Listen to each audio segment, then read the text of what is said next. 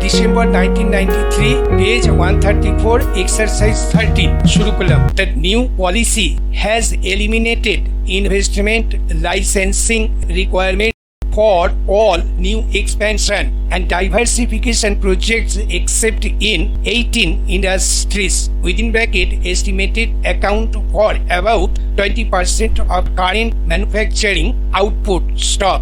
Furthermore, the MRTP Act has been amended to remove all requirements for pre-entry approval of large or dominant companies, thus except for certain industries related to security and strategic concerns, social aspects, concerns related to safety, overriding environmental issues, and manufacture of chemicals involving hazardous processes, pre-entry regulations governing industrial investment have been removed. Stop. In view of serious concerns related to congestion and environmental deterioration, projects within 25 km of periphery of large cities within bracket 23 cities with more than 1 million people will still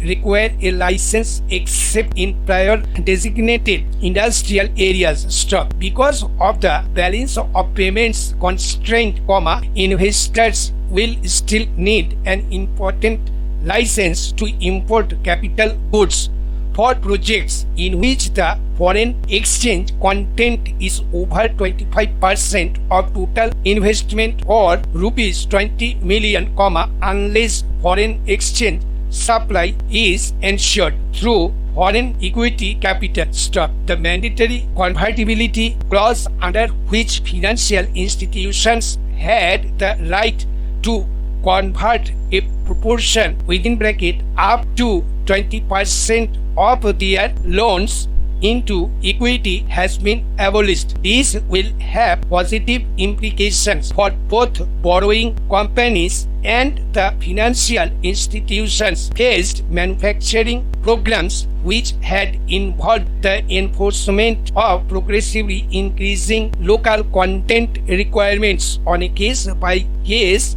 administered basis, have been abolished for new projects.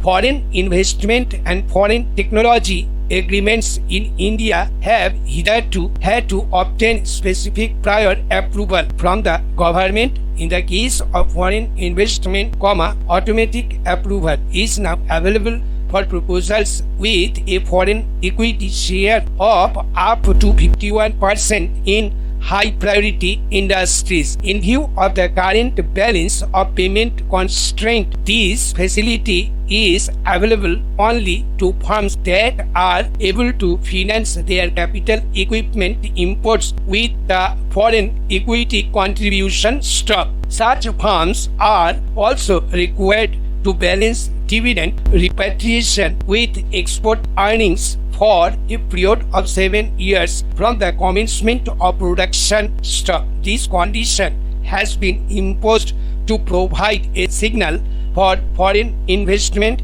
to be competitive internationally, particularly in the light of expected trade and tariff reforms which will reduce protection within the next 3 to 5 years. The condition is not likely to impinge on the dividend policy of most companies, since a normal dividend repatriation volume would seldom be higher than 1% to 2% of sales. Stop. Thank you.